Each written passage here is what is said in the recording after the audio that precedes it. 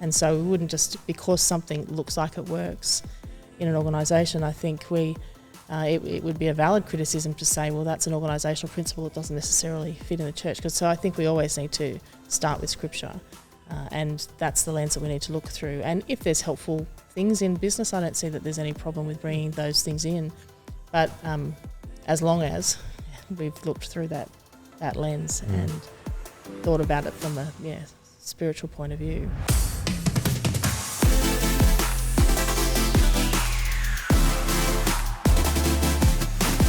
Welcome back to the Shock Absorber podcast. My name is Joel, and it's wonderful to be back here with you, whether you're listening to us on your favourite podcast app or watching us on YouTube. We will wave for the camera to say hello. Hello. And speaking of which, we're saying hello to Tim, our regular co-host. How are you? You're back on the podcast. Back again. It's great to have you here. Yep, back in black.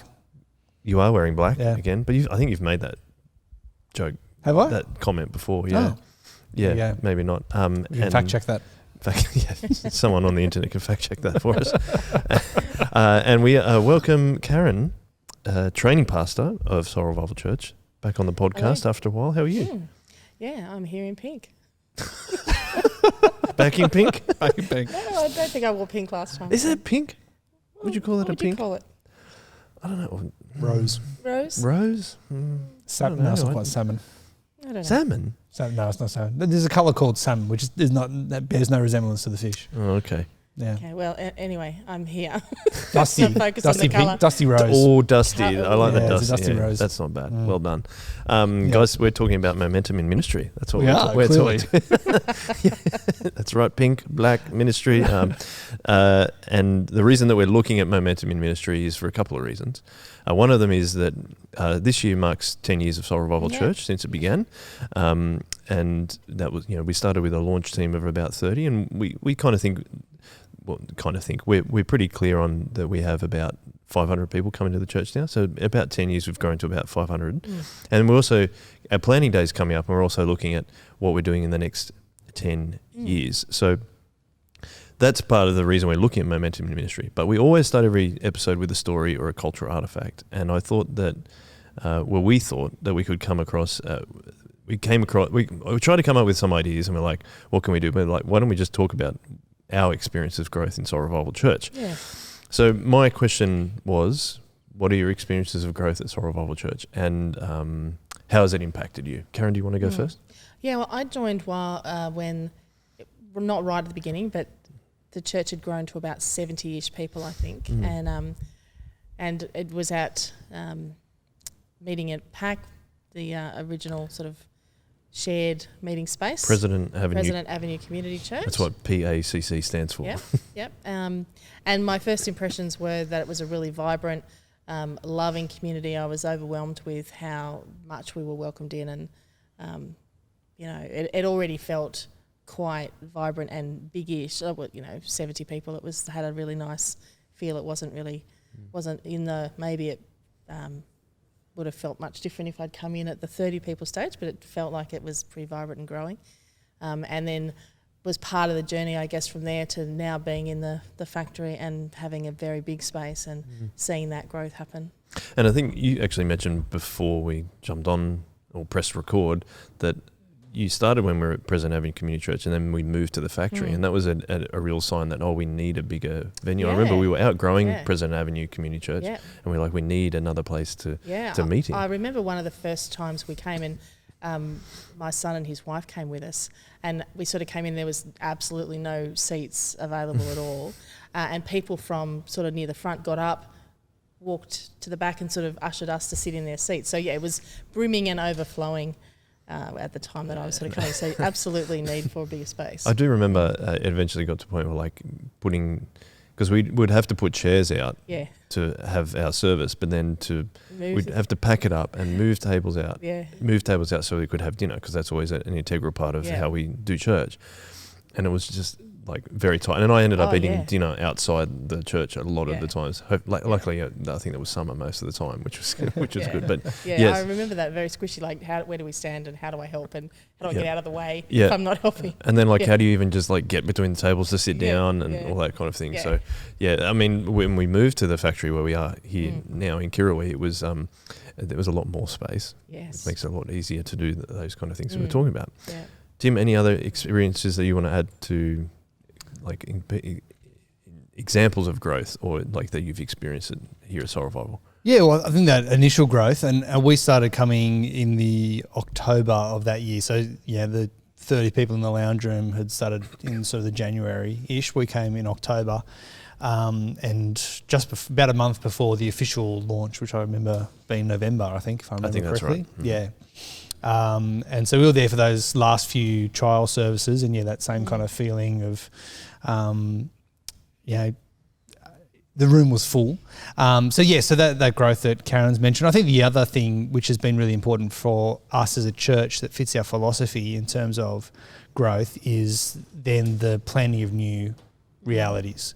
And so we have consciously chosen not to go for one large gathering with hundreds of people, but rather multiple medium-sized and small gatherings.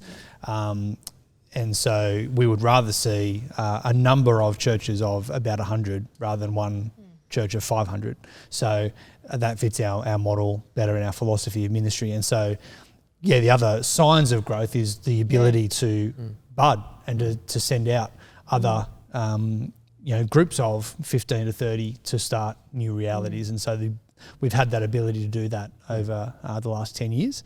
And that brings with it all of the, the excitement and challenges of growth, which is, if you're going to duplicate a service, you need to duplicate the hospitality team and the kids ministry team and the welcoming team and the number of musicians and tech people that you have, and all of those. We talk about the service team, so it requires all of that. So I think that's the other really great sign of growth is the ability to necessitate other gatherings. And Karen, you've worked along with our planning pastor Jai of what we've learnt over those 10 years and how we've done those extra, planted those extra gatherings in different areas.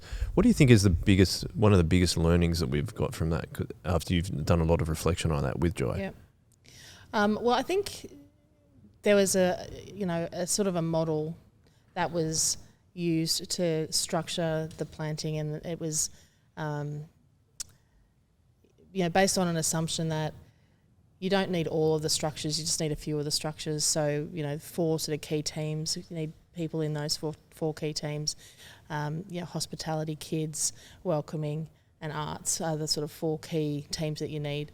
But I think on reflection, as we've looked at how has that gone, it became a bit clearer that actually we probably do need representation of all 10 teams, and even if it's doesn't represent 10 different people, at least someone who's got that hat on going, I'm going to consider for this new plant what some of those other teams look like. What does young adults look like? What does youth look like? What does Berea and community groups and those sort of things look like? Because they can be overlooked if there's not someone intentionally looking at that. So I think that's one. And we've experimented with different sizes. We've planted with sort of a group of 10 to 12. I think the other learning is that yes, that can happen. It does grow, but it can take a big toll on the people. So spending longer building that core team and having a little bit more, a bit larger team, not rushing into launching before we feel like it's solid and ready, would be probably a couple of the things. The other big thing was where we meet, and that, when you're small, you can't, we've got a big facility here for Kirrawee now, but it's not that easy to just find another space to meet. So we use things like schools, and that realisation that schools are really helpful, and a lot of churches do use school halls. But for us, trying to create this third space environment where it feels like much more homely, the schools were hard to achieve that, and so that sort of... Because a lot of people would view a school as a second place, is yes, that right? So they don't want to go there for a third place. And it's clearly a school. So trying to make it a third place where it's a place where people feel welcome to hang out, and it just is. That was hard to achieve. So looking for spaces that are a little bit more able to be, set up and designed, and with things that we bring in to be made to feel more homely. That was another important thing that is a big factor when we think about our next plant, and we don't want to rush into just using a space that's available, but does it have the characteristics or the capacity to be shaped in the way that we would ideally like it to look and feel. Yeah, I think that what from those reflections that you're saying is that what I love is that we've actually learned those things because we actually did it. Yeah. And even though it's been difficult in some respects, but also really encouraging in other respects, I think the fact that we've actually done it, and Stu talks about, you may have heard him say on this podcast before, but building a bridge to the new reality that we can try things out, and then if it doesn't work, we can always come back. Yeah. And I think that's what we've learned. That's one big thing that we've learned having planted 10 years ago. I was really blessed to be part of the initial launch team, was that we can actually just try stuff to a certain length or a certain time or whatever, and then just pull it back. And that's what we were talking about in the last podcast with Ethan, was saying, hey, let's just do this for a term. Like, we were talking about how we moved the youth group onto Discord, and we're like, we'll just try this for a few weeks and see how it goes. And it ended up working out really well, but some of those things don't work that well. And I think there's some of the key learnings that you talked about from church planning. My other question is, and we kind of talked to this in the last episode a little bit, but what do you think, and we'll start with Tim maybe, but why do you think it's important that we are actually podcasting about this particular this season we've called Momentum in Ministry? Why do you think it's important, Tim? Yeah, we're not just want to have our staff meeting online publicly for everyone to see. Like, we're actually, we think that this is something that it expresses where we are currently, but it's also something that a lot of people come up across, is trying to think through, well, how do we grow? How do we have this natural, well, not natural, I think it's supernatural impulse, because God has commanded us to go and make disciples of all nations. He's asked us to pray for more workers in the harvest field. We know that from Jesus' parables that the kingdom will grow like a mustard seed growing into a large tree, and so because we are gospel-centered people, we want to see God's kingdom grow in our local context, and then support those that we can outside of that.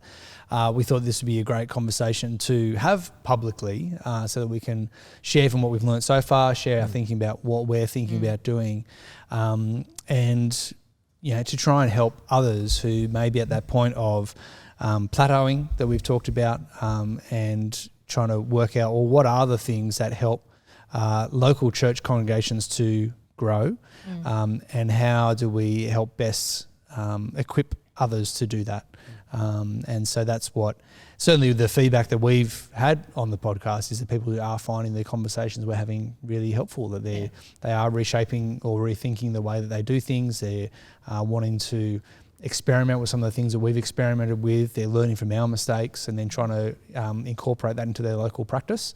And so if this can be hopefully another season where we're able to equip others to think strategically about church, prayerfully about church, and how God may use us in our local context, then that's a really wonderful thing to be a part of.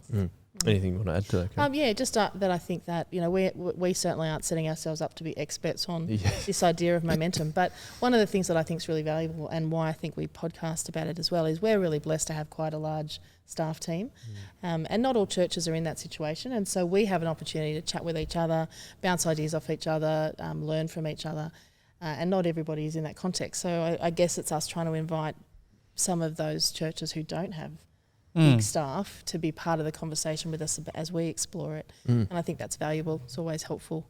And I mean, that's what we've always tried to do, I think, with the shock absorber, was to almost document how we are trying to move forward as a church, and I think that I'm trying to partner with Jesus as he's growing his church. I think that's a really important ways to keep talking about it, rather than hopefully that some other church leaders and people within their congregations don't feel like they're siloed off. I mean, we've been doing a series in Ephesians that talks about we're all part of one church, and I think that's a really important thing to be able to keep those discussions going.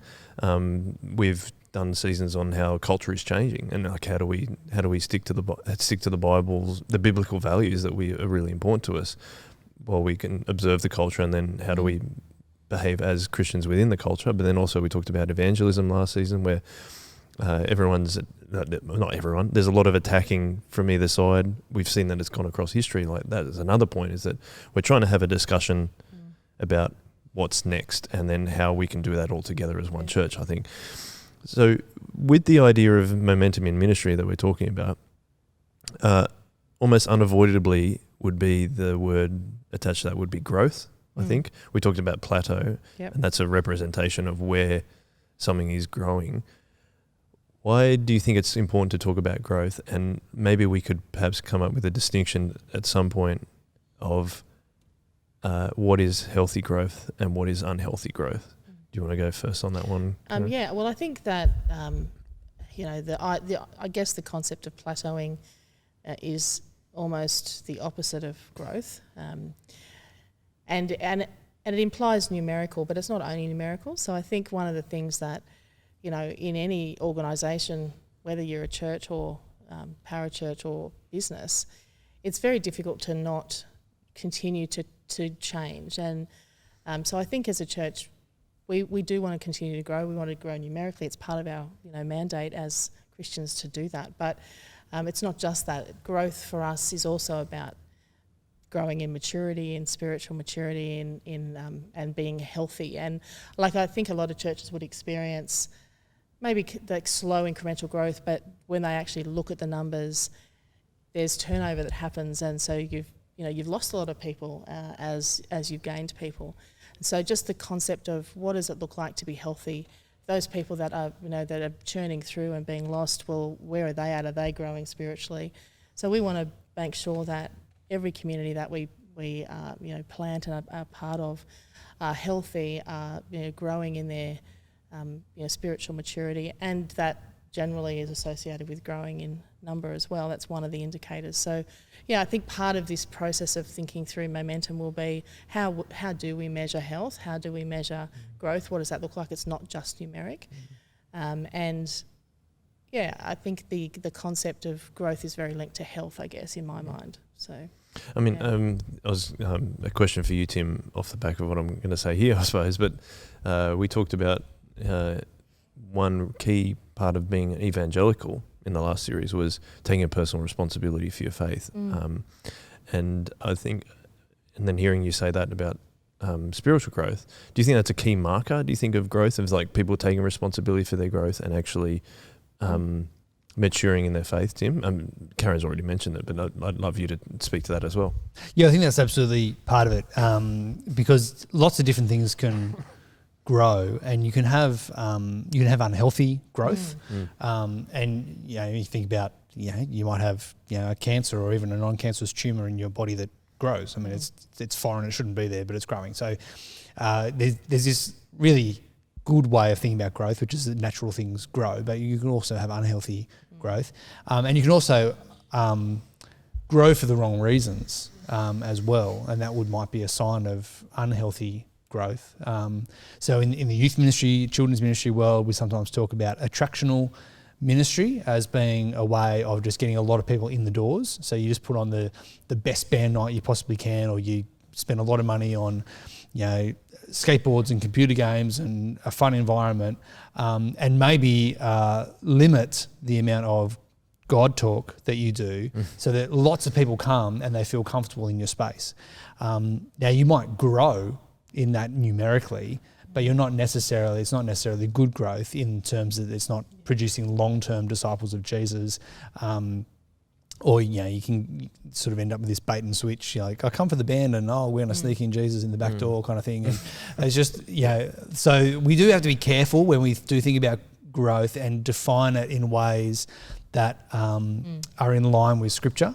But having said that, as I said, God expects his kingdom to grow. It is the mustard seed that's growing into a tree, and we are part of that by God's grace. He's been invited us into that.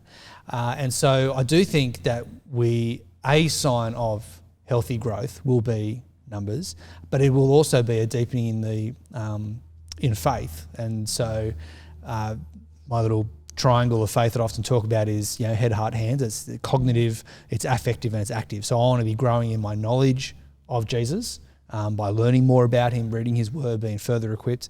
I want to be growing in my affection for Jesus, grow deeper in my love for him relationally, to feel close to him. And then I want to be growing my active expression of faith, which is that I actually go and obey his commands, that faith without deeds is dead. So I want to go out and do the good works that God has prepared in advance for me to do. So we want healthy churches which are growing their people in those things. And we should expect that under normal circumstances, a church that is growing their people in those things will also be growing the number of people who are coming to those things, should be growing in the missional effectiveness of those things. And with all of that, we also have the caveat of we are particularly in our post-Christian, post-secular kind of world that we're in, we would also expect that it's going to be less normal for people just to come to church. So we're, particularly in Australia where we're a number of generations away from, you just go to church on a Sunday because that's what everyone in the community does. So of course you go to church on a Sunday. There's no of course in our world anymore. And so I think, I can't remember which episode of the podcast was, we talked about the census and the fact that we see less people identifying with the Christian faith. And I think it was Stu who made the comment that it's not necessarily because less people are Christians, it's just less people who didn't really have a living relationship with Jesus but would have marked Christian on the census, not identifying with the church that they didn't really have a living active involvement with anyway. So I think there's a lot of things that kind of hold in tension there. There's a lot of nuance you want to come to the conversation with. But to try and boil it down to its essence, I don't think it's unbiblical to talk about growth. It's not unbiblical to be looking at your numbers and seeing how that's tracking, and to also be looking at your church life and feeling if there is spiritual plateau, if there's numerical plateau, if whatever your markers, biblical markers of success, if there's lack of prayerlessness, if you're prayerless, if your prayer has plateaued, what's the kickstart to growth? So all of those things are mixed in, and it's important to hold all those things in tension. And also, large part of what we're going to be talking about is those number, because it is it's something that we can measure. It's a tangible thing, which is not all there is to say about healthy churches, but is a significant part of what it means to measure healthy churches. So it's like the kind of growth. That's really what we're trying to think about. You said that it's important for us to be nuanced about it. We kind of talked about healthy growth. What do you think are some examples, without having to be too specific about them, of unhealthy growth? What do you think would be? Well, I think this is a well-documented example, because the church made it public, but it was, Saddleback in California. They did a report. I think we're going back 15 years now.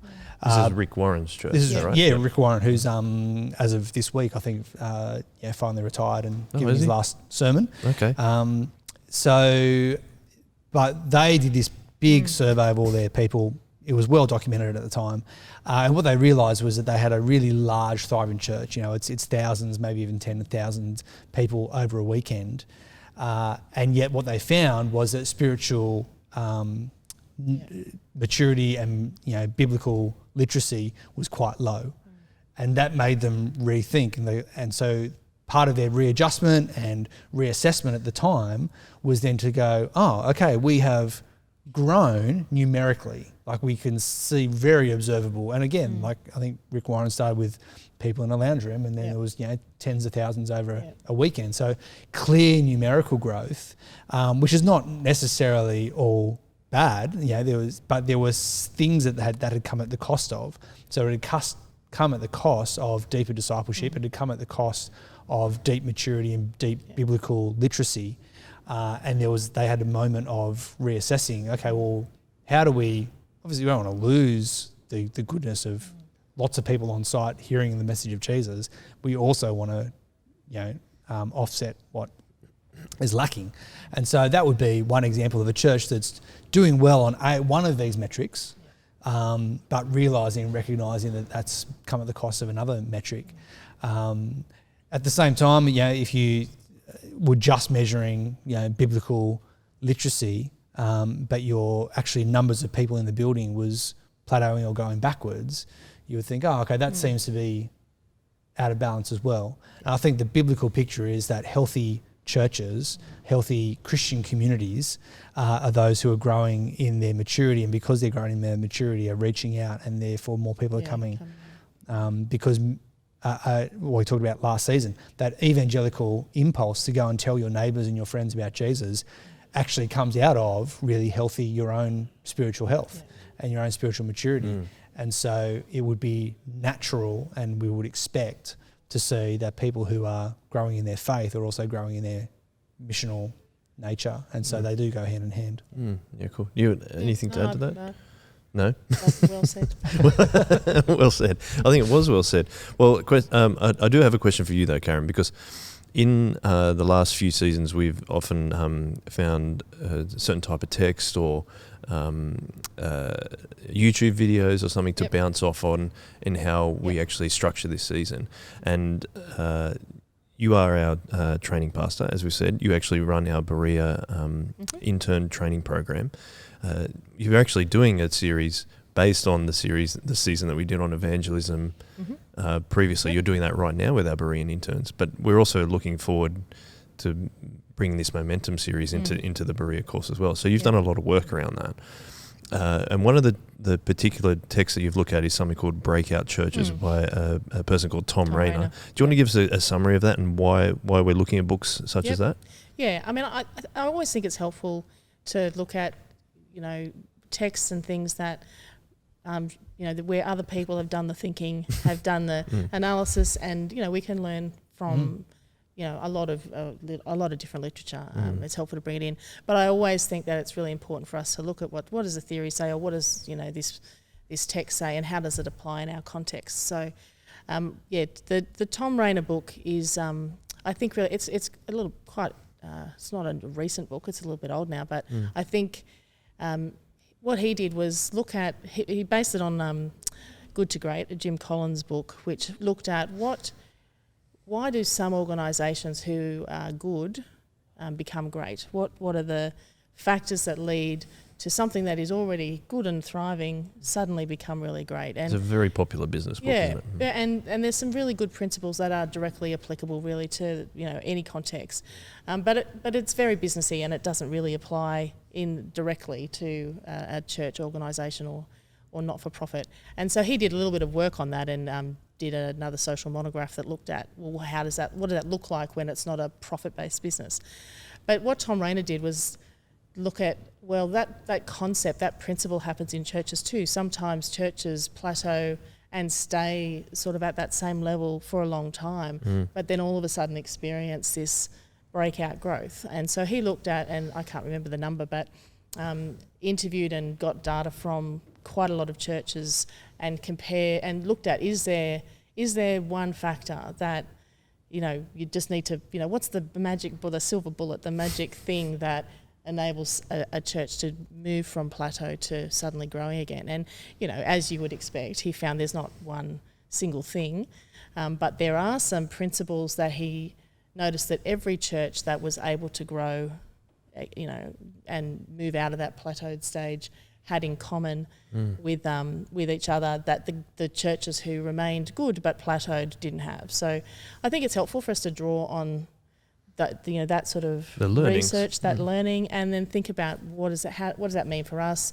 Does that apply in our context? What could we take on board to influence the way that we think about our growth? And I don't think that I guess coming out of COVID, in a lot of ways, lots of churches probably would feel like they're in plateau a little bit. Like, I think we've actually continued to grow.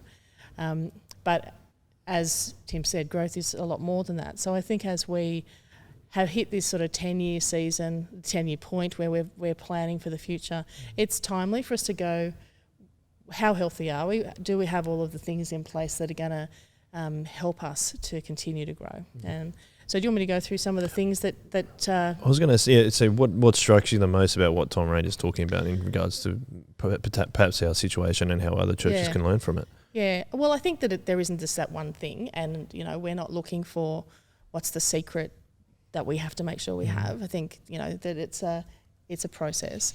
He talks about, that momentum comes after there's been some struggle and some growth, and that there is transparency and openness to look at ourselves and go, where do we need to grow? What do we need to do to continue to grow? It's not, we're not digging deeply into our strengths and just running hard. We're looking at and open to feedback and input and critique from other people. I think that was one of the things that was really important, that in his research, the churches that didn't go through the struggle and the hard times and actually work it through and be open to what was God doing and what's God saying and what are other people saying that they need to do. The churches who didn't get through that were the ones that went into decline, but those that were able to, wisely analyse what's going on and make the changes and put things in place that were going to facilitate growth, they're the ones that were able to, grow. And so it's things like, what type of leadership do we have in place? Are our leadership well equipped? Are we outward looking? Are we biblically based? Are we prayerful? Are we, healthy as leaders ourselves? Is reaching out to the community a priority for us, or are we being inward in our sort of focus? Those types of things. Do we want to equip and share leadership and equip others to also grow into leadership? Because one of the things for us is, as a church planting church, is that we need to continue to raise up and equip leaders to lead in these other plants. We're not, as Tim said, we're not just trying to grow some mega church where one or two leaders up the front can sort of do it all. We're not that sort of model. So we want to continue to raise up leaders. So one of the things that Thom Rainier found was leaders who lead, who have a focus on outward focus, who have a focus on equipping other leaders to bring them with them, who share it, who, praise others, but who also accept responsibility when things don't go so well. That's the sort of type of leadership that we need to take us into the future. So one of the things that I think we do is self-reflect. Does that describe our leadership style? What do we need to do to strengthen up our leadership so that we are in a position to be able to support, growth, into the sort of next era of our church life. So that's one of the things, and that ability to go through the struggle, I think, and not, actually look at it, not just hide it, not just go, oh, that was hard. And so COVID, I think, is an example. We come out of it, we don't just go, oh, that's ended and let's just keep going. Thank goodness it's over. Yeah, and we actually look, well, how's that impacted us? Where are we weak? And we start looking at shoring up the structures and caring for people who are still feeling the impact and that sort of thing. Yeah, I think that's good leadership in any context that you're in, but I think it's especially important in churches. We've talked about how it's really important to understand what's going in culture, but not bend to the will of culture, if that makes sense. Tim, I was going to ask you, I thought some really interesting points there by Karen, saying that churches need to be self-reflective at certain points, and right now for us as Soul Revival Church at 10 years is probably a good time to do that. But I'm just wondering, you consult with lots of different churches, primarily in children's ministry, but also in other areas.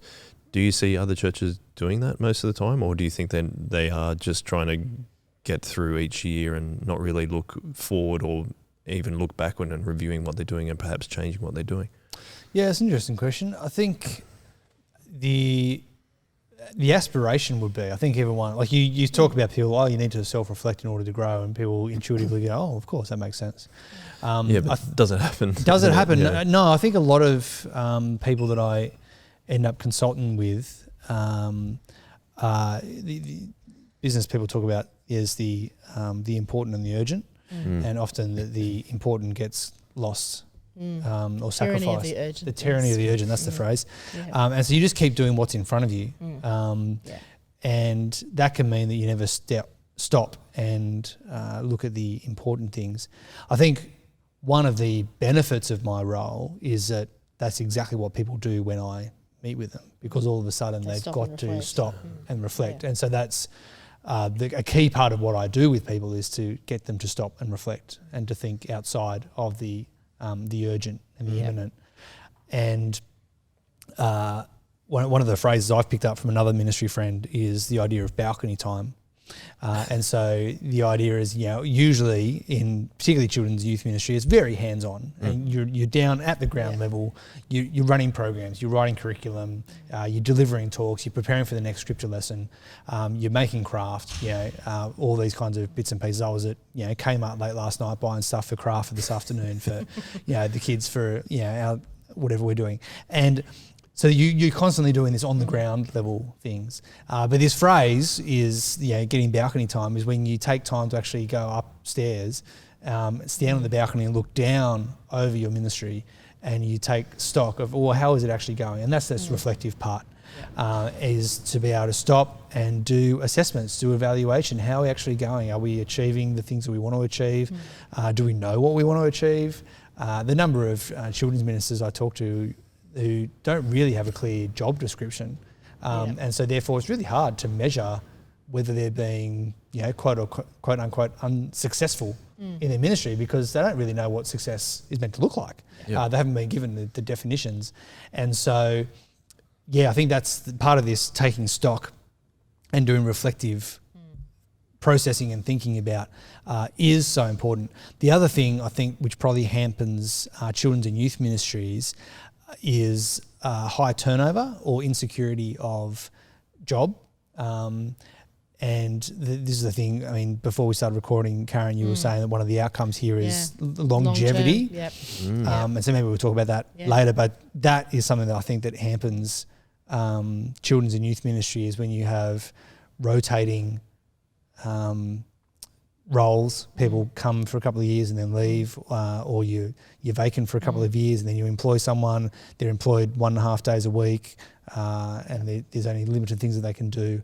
And certainly, anecdotally, I can say that the churches I've seen thrive in youth and children's ministry is when you've got full-time or close to full-time employed specialists who is longevity is either a sure thing or they have proven they have been there for 7 years. And one of the markers that we use in my team at YouthWorks to talk about what effective ministry is we say at least a 7-year commitment to the role. Because that, again, anecdotally, from many advisors over many years, that's kind of the cumulative wisdom is, unless you have a children's or youth minister there who was able to be there for about 7 years, which is basically seeing a cohort of kids from kindergarten to 6 or 7 to 12. If you haven't had the opportunity to do that kind of span, then we've seen effectiveness significantly decrease. Yeah, that's really fascinating. So the two things I picked up from you guys is important, if we're looking at momentum, to have leader or leaders that are in there for a long time. They're well established. They've been there for a long time. Excuse me. But also, they also, within that longevity, need to be self-reflective and helping the leadership as well as the congregation looking at what have we done, reviewing it and looking where we need to go forward. Because you could be there for 7 years, but you've just been on the hamster wheel the whole time. And that is all you'll be doing is maintaining ministry. And you won't be able to hit this growth point, which is what Rainier talks about, is this pitch upwards from just that plateauing of just life as normal to actually hit that growth point. Really requires you to have had that self-reflective moment and not just spinning the hamster wheel for however long you're there for. I've often thought about in my previous roles in organisations that you'd look at someone and say, they'd say, I've got 10 years experience. And it's like, well, is it 10 times 1 year experience or is it 10 years experience? Have you actually reflected on what you've done, learnt from what you've done, grown and changed your practice? Gone through that difficult moment that you were talking about? And I think that's where these two things are connected. That the length, it's not just the fact that someone's been in a role for a long time. In Thom Rainier's research, he found that the average, that every leader who was a leader of the Breakout churches, the ones who'd been able to grow, had an average exceeding 21 years of tenure in a role. But I think that tied with going through those difficult moments, facing the brutal facts of them, growing through them, allowing God to grow you and change you, and stay in those spaces and then the congregation and the community gets the benefit of your growth and your development as a leader. That's I think that's part of what it is. That why those two things are important together. Well, speaking of leadership longevity, you mentioned Rick Warren, Tim. I just had a look. He did preach his last sermon this weekend, just gone, but he preached his first one in 1980. Yeah. So he'd been there for 42 years, I think, which is a clear sign of like. I mean, we talked about how it grew to be many thousands of people. I mean, that's probably one of the factors, that he was there for a long time and was still reflective, as you were saying, about canvassing his the congregation of his church and saying, well, the spiritual life probably isn't where we would like it to be, but it's still an example of but that was that was actually quite a significant amount of time ago, wasn't it, when they did that survey and then they changed their practices. And I don't know what their practices are now, and I don't know if they've done a follow-up survey in the last 15, 20 years. I think this is not really what we're talking about, but maybe the shadow that lives in the good thing, as Stu would talk about, of longevity of leadership is the succession planning, and this is something that a number of big churches, as I look particularly in the American scene, when John Piper kind of finished up as the key pastor of Bethlehem Baptist Church. When other significant leaders of big churches have kind of stopped, retired, moved on, and what has that meant for those churches and those? I wonder if someone's done a study on this, who has looked at those churches that have been able to have significantly long ministries pass on to someone else, and then that church has then gone through another growth period, or has that plateaued, or has that declined, and what have been the factors there? I think there's probably a bit of a tangent from what we're talking about, but that comes with that idea of, if you are going to have longevity of leadership, and that is going to hopefully lead to these growth points, you also need to have the succession planning, I suppose, would be the term, to then think about, well, how do you do that, pass that on? And in the church world, it's not usual, certainly in our circles, to have someone who is there for that long. In fact, a number of our structures discourage that length, and sort of see, maybe 10 years in the church would be a good tenure, but you really should be thinking about moving somewhere else. And I think anecdotally I've heard that described as, you can sort of grow stale, you still need new experiences. Often people are looking for a different challenge. And so, it's interesting to reflect on Rainier's research to, if you need to have done the 20 years to have seen some of those moments, what does that mean? What does that mean in terms of, career progression is a bit crass when you're talking about ministry, but it's that kind of, this is the vocation that you're in. What does your vocation look like? How do you, use your best gifts for God's kingdom? Thinking about some of these longevity issues.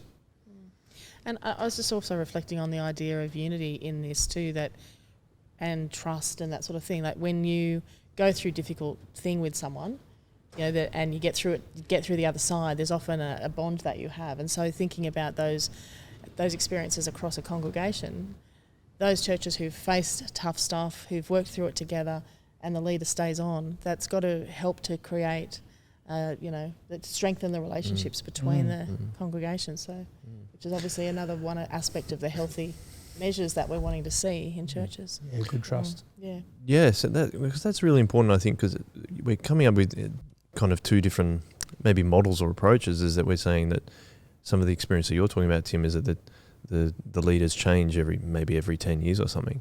But Thom Rainier is saying, no, you need to break out or to continue growth. You need a leader for a long amount of time. And I wonder if there's also this danger. We've seen a number of, whether you want to call it mega church pastors or not, but like pastors that are really centralized around the leader and the leader's charismatic abilities or anything like that. I wonder why, or I wonder if that is maybe why there's a tendency to also say, this leader should move on as well. So I suppose my question is, we don't really know what the reasons are between every single different church, but do you think that it's just that they are lacking one of those things that we're talking about, or a number of one of those things that maybe we're looking at, well, we need to have a leader or leaders that are self-reflective, but are in it for a long amount of time, but also don't get hung up on looking after themselves and kind of being, I am the reason that this church is growing. So here's my final question. I've kind of gone around in circles there, but I'm someone that like enjoys talking about business, and this is based on a business book. But Thom Rainer's done it as in a reason. He's also analysed his own data. He hasn't just taken a concept and transferred it to a. But he's using. I'm just saying the business principles. Yep. Which I think are really helpful, and I very much often side with that because that's kind of my background, but also what I enjoy. What's the danger of only doing that if we end up making church a business or applying just business principles? What's the danger in that, do you think? Yeah, well, I mean, in terms of, I think I heard two questions in what you were saying, but I just wouldn't mind commenting I do that sometimes. On the leader issue, like the danger of having the one person for the long period of time, and that person, that the growth and direction relies on that one person. I think one of the things that came out of Thom Rainer's research was the style of leadership that was depicted in all of the churches that had that growth were leaders who shared the leadership, who it wasn't just the central one person. So I think that's one thing to say, that I don't want to imply, and I don't think we're saying that it needs to be this one charismatic person who takes the church through those difficult times and grows, because I think it's the type of leadership is one that is trying to share it, bring others with them, raise others up to lead alongside. But I think the danger of applying, to answer the other question, the danger of just applying business principles without actually really thinking it through is that we always need to look at it through the lens of Scripture. And so we wouldn't just, because something looks like it works in an organisation, I think it would be a valid criticism to say, well, that's an organisational principle that doesn't necessarily fit in the church. So I think we always need to start with Scripture, and that's the lens that we need to look through. And if there's helpful things in business, I don't see that there's any problem with bringing those things in. But as long as we've looked through that lens and thought about it from a spiritual point of view. What do you think, Tim? Oh, mate, I've got a few soapboxes here that I could jump on. Let's do that. Light them up. It depends how long you want to go for. There's number of different thoughts. I'll try and puzzle these together. So one is my immediate gut reaction to business language in the church is I shrink back from it. I go, it makes me really uncomfortable because, as you said, church is not a business. And I think that there's been some significant detriment to the church by including too much business language and thinking of church like a business, and the senior pastor. The senior pastor is a CEO, and he's got these staff, and you need middle management, and the last sort of number of decades, 4 or 5 decades perhaps, there's been a lot of business terminology and philosophy brought into the church, and it hasn't always been really healthy, and I think it breeds a lot of unhealth in the church to do that, and so I have quite a bit of an aversion to that, and I also partly biblically, but the language of family and friendship, of bodies and buildings and all those kind of organic language is more biblical. Now, part of that is just where we are in history. They didn't have business leaders writing New York Times bestseller books in the first century, but so there's that part of me that likes to go, business is makes me a little bit unsure, but I like some of those more organic imagery and thinking about that, which is why I think the third place community sociology is more resonant for me. It sort of sits better with me. Now, having said all that, park that for a second. Another little puzzle piece for me is I've got a deep sense of what theologians call common grace, which is that you can actually look out into the world, you can study the world, you can study even social systems and the way that systems of business and communities work, look at them and think about what are the principles that are helping these to thrive. And as long as we are assessing thriving and growth and maturity in biblical ways, then we actually, it's good and right to use those kinds of observations and think about how does that apply, because the church is a social system. It is people who are interacting with each other. They are people who have real relationships with each other. So as we look at the world, we should see healthy social systems function like this. And we say, well, we want to be a healthy social system as a church. We are more than that. We are not just a social system. We're not just a social club. But there is a goodness to looking at God's good creation. And I think of it as thinking God's thoughts after him. So a lot of the early scientists were like looking at gravity and looking at biology, and they were going, how does this work? We know that God created it, but how did he create it to work? Like, why is the speed of gravity 9 point whatever it is? You know, like what's going on there? And and a lot of those early scientists weren't saying, well, we don't need God, we're going to just use science. They were saying, no, let's think God's thoughts after him and see how he's made the natural world.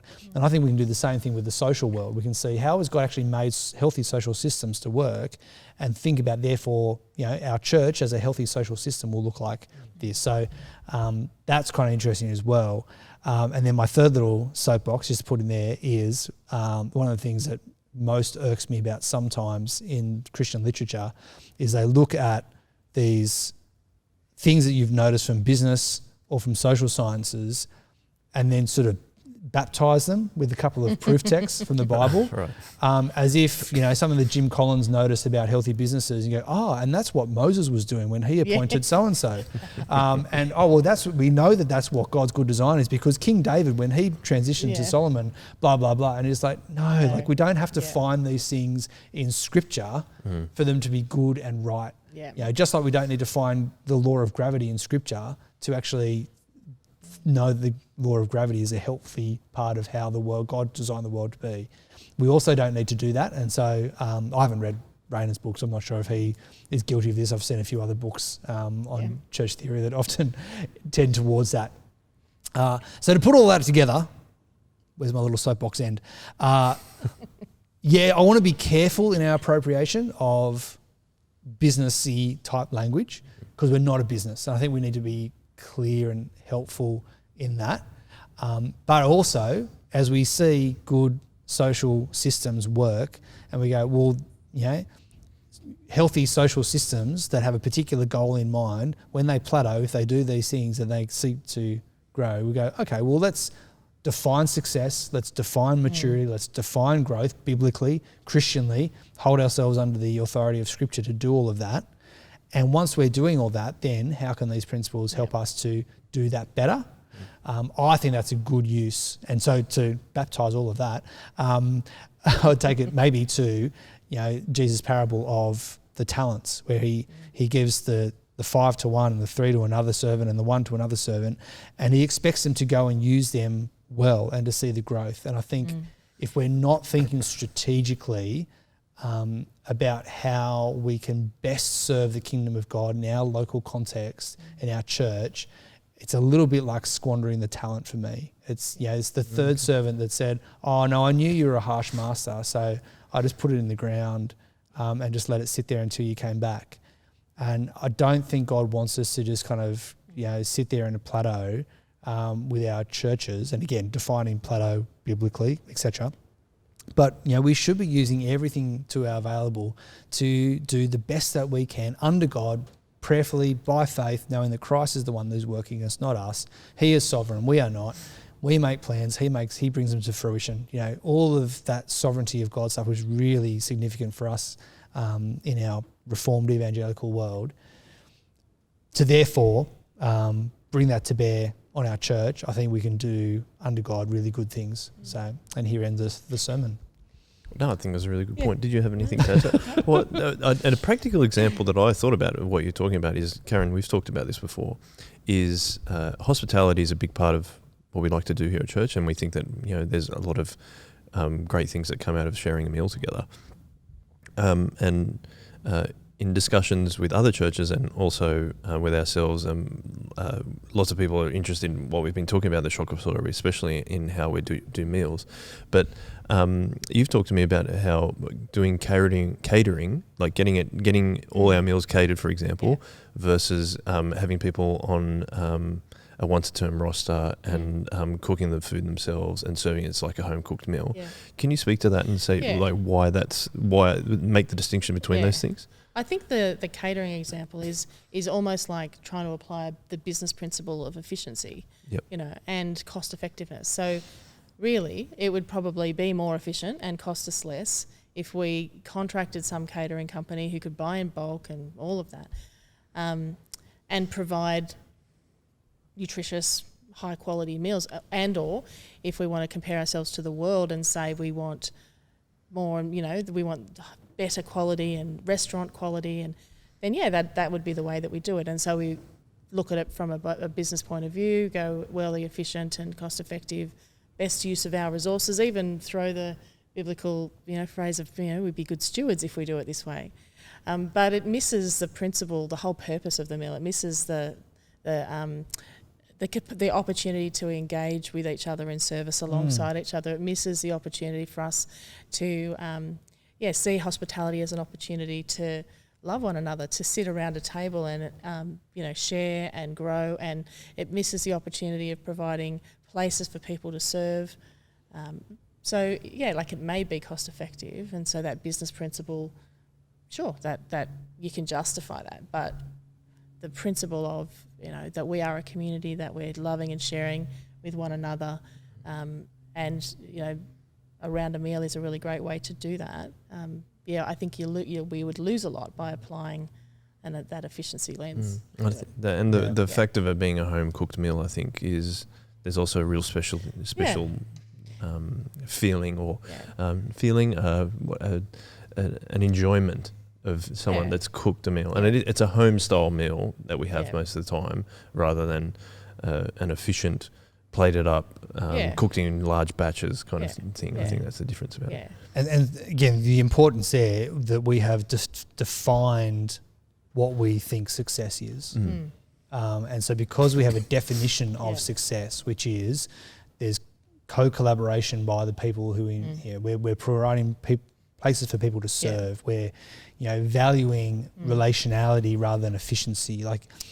So we've had to carefully think about what do we mean by success, and therefore what does growth, maturity, etc. look like. And so that's an example of bringing all those types of things together. Yeah, I think that's really cool.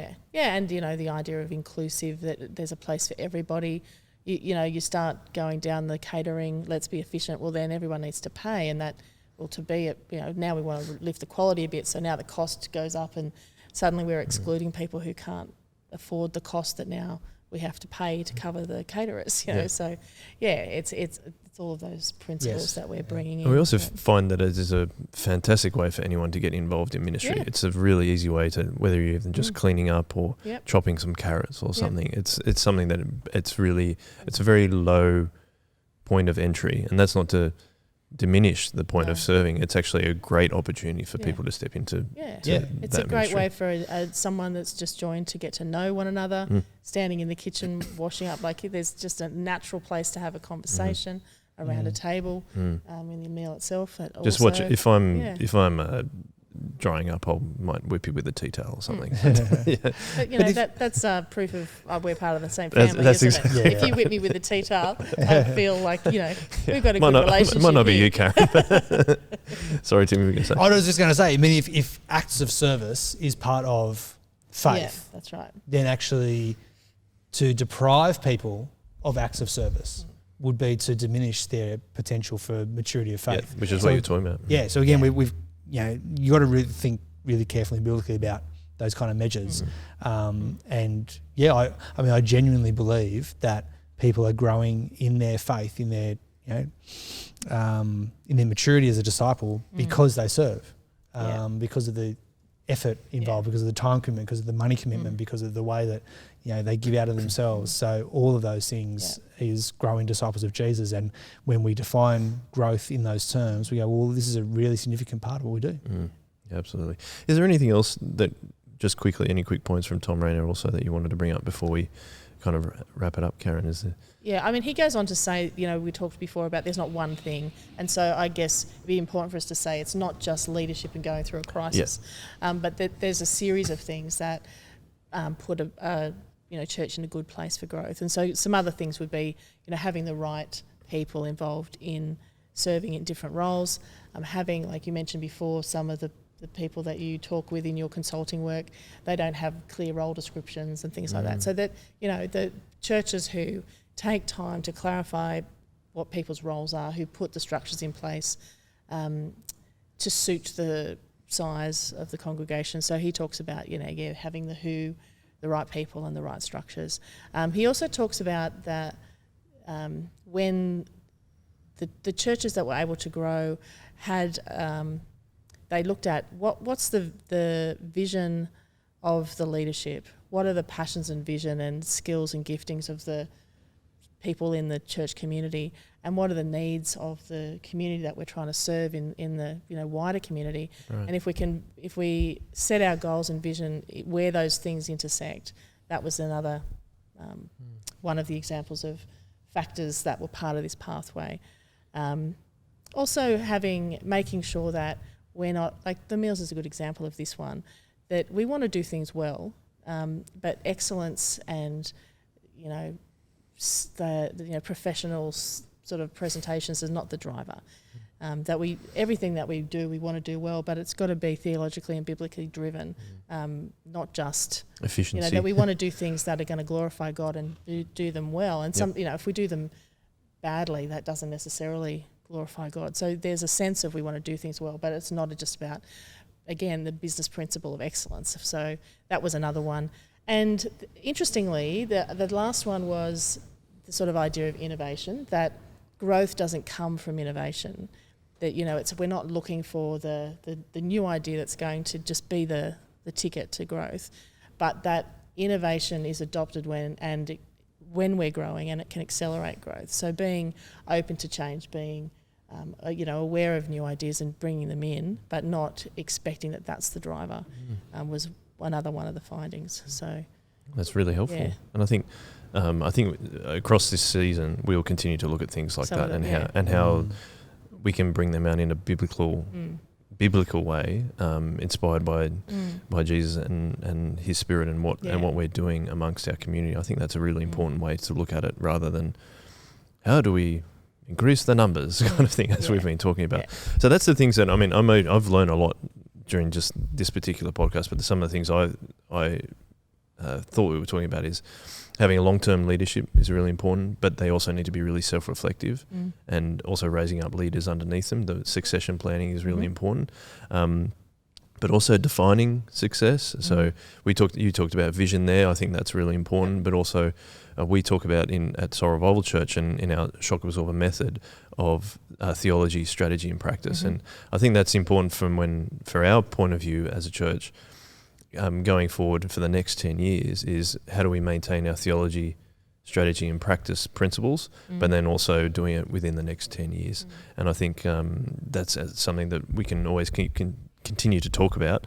If anybody is interested, you can get in touch with us. And before I rattle all those things off, I was just going to say thank you very much for a very enjoyable podcast, guys. Thank you very much. Thank you, Karen, for jumping on. Pleasure. We appreciate it. Thank you, Tim, for your wise words as well. So we'll continue to talk about this stuff as we go in the season. And we will continue the season. Momentum in Ministry. You can send through any questions that you have to joel@shockabsorber.com.au. We can answer them on the podcast. If you also want to just get involved in a discussion, we have a Discord server where we post all the episodes come up there as well, but also we can actually engage on there during the week. Having said that, you can also check out the website. And something on the website that you might want to look at, and I'm very excited about this, is the Shock Absorber Conference, which is happening on the 29th of October this year. It's happening here at Soul Revival Church in Kirrawee, and we're actually going to be able to do it in person, which is really exciting, rather than online, which we did do last year. So we would love anyone who's listening, anyone who's interested in talking about momentum in ministry or anything else that we've talked about on the Shock Absorber, it times really nicely with how this season is going to progress. So if you would like to come on Saturday, 29th of October, we'd love you to come. You can go on the website. It is $10 to register your place just to cover the cost of food. We're going to do some things around hospitality and church planning. They're the two streams that we'll be looking at. So really excited about that.